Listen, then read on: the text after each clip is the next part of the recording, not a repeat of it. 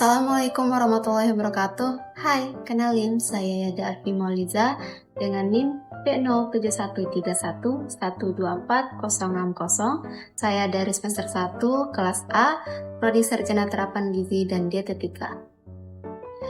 Izin untuk mempresentasikan makalah saya pada mata kuliah Pancasila dengan dosen pengampu Pak Zedi Mutakin SPD MPD dengan judul Sejarah Perjalanan Pancasila sebagai Ideologi Bangsa dan Penyimpangan Nilai Pancasila.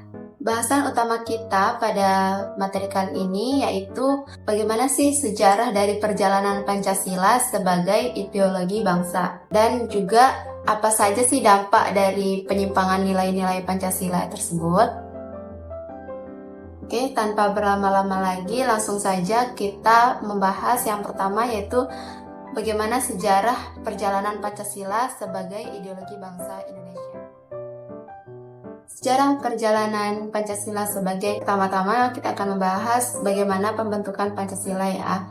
Jadi Pancasila adalah dasar negara dan falsafah hidup bangsa Indonesia yang terdiri dari 5 sila yang berkaitan dan saling melengkapi. Nah, proses pembentukan Pancasila ini dimulai pada sidang Badan Penyelidik Usaha-Usaha Persiapan Kemerdekaan Indonesia atau yang biasa kita kenal dengan BPUPKI pada tanggal 29 Mei sampai 1 Juni 1945. Jadi pada sidang tersebut nih, Bung Karno itu mengusulkan 5 dasar negara, yaitu kebangsaan Indonesia, internasionalisme atau perikemanusiaan, mufakat atau demokrasi, kesejahteraan sosial, dan ketuhanan yang Maha Esa. Kita lanjut ke implementasi awal setelah invasi Jepang ke Indonesia pada dalam kehidupan berbangsa dan Jepang memberikan janji kemerdekaan pada Indonesia untuk yang pertama Pancasila yang jadi dasar dalam pembentukan negara yang melatar belakangi pembentukan Badan Penyelidik Usaha-Usaha Kedua, semua produk hukum dan kebijakan Indonesia yang merdeka harus sesuai dengan Pancasila sebagai sumber hukum yang tertinggi.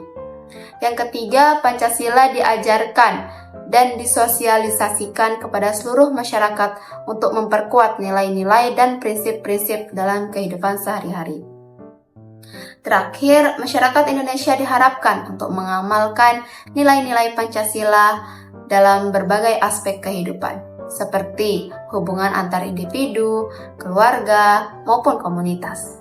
Dengan demikian, Pancasila tidak hanya menjadi pedoman dalam konstitusi, tetapi juga diimplementasikan secara nyata dalam kehidupan sehari-hari untuk mewujudkan masyarakat yang adil dan makmur. Kita berlanjut ke pembahasan Pancasila di era Orde Lama. Nah, pada era Orde Lama, yaitu yang berlangsung pada tahun 1945 sampai 1966, Pancasila itu dijadikan sebagai dasar negara dan pandangan hidup bangsa Indonesia. Presiden Soekarno pada saat itu berusaha untuk menerapkan nilai-nilai Pancasila dalam berbagai kebijakan pemerintah, termasuk dalam pembentukan undang-undang dan penyelenggaraan negara. Selain itu, Pancasila juga dijadikan sebagai ideologi negara yang menjadi pedoman dalam menjalankan roda pemerintahan. Era Orde Lama ini ditandai dengan dinamika politik yang kompleks dan perdebatan ideologis. Pada masa awal Orde Lama, Indonesia itu menghadapi tantangan dari dalam, seperti pemberontakan Partai Komunis Indonesia dan Darul Islam Tentara Islam Indonesia atau yang biasa kita kenal dengan DITII. Kita beralih ke Pancasila di Orde Baru. Pada Orde Baru yang berlangsung pada tahun 1966 sampai 1998 di bawah kepemimpinan Presiden Soeharto, Pancasila diterapkan sebagai dasar negara ideologi utama. Pemerintah Orde Baru berusaha untuk memulihkan stabilitas politik dan sosial yang terganggu selama era sebelumnya. Pada tahun 1985, pemerintah Orde Baru memperkenalkan kebijakan asas tunggal Pancasila yang mengharuskan semua partai politik dan organisasi masyarakat untuk menjadikan Pancasila sebagai satu-satunya ideologi mereka, yang bertujuan untuk mencegah konflik ideologi dan memperkuat stabilitas politik, sehingga Pancasila menjadi satu-satunya pijakan dalam semua aspek kehidupan berbangsa dan bernegara. Kita beralih ke Pancasila di era reformasi dan masa kini.